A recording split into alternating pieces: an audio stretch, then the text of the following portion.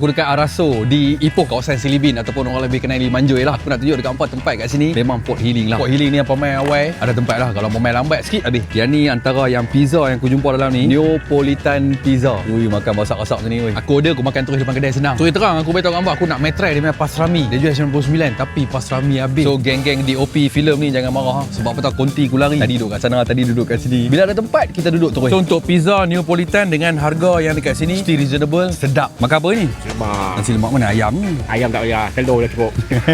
Nasi lemak dia abang nak cuba. Yang ni nasi lemak whole leg harga 13.9. Ayam dia koma besar. Sebab abang nampak bila bumbu lekat kat ayam ni kan, tengok pun kita tahu dah rasa sedap di sana. Dan dia sendiri abang, nasi lemak ni confirm panas, tak dapat yang sejuk. Ayam pun dia serve panas-panas dekat abang. Ada western, ada pizza. Nasi rabu kamu cari je sebab. So sebenarnya ayak dia memang banyak. Kalau hampa suka jenis yang colourful, hampa boleh ambil yang ala-ala refreshing. Kalau hampa suka kopi, matcha, blended, segala-gala jenis ayak ada. Ini yang sempat yang aku ada tunjuk dekat hampa. Kopi gula aren. Satu lagi hampa cuba ni. Dia punya ayak koko ni. Ayak coklat dia betul serius.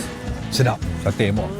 Sate dia gondu, dia bakar lepas ni duduk sini memang mati bertahan tengok. Baik, support Bisno Rita di Ipoh ni geng. Ciao.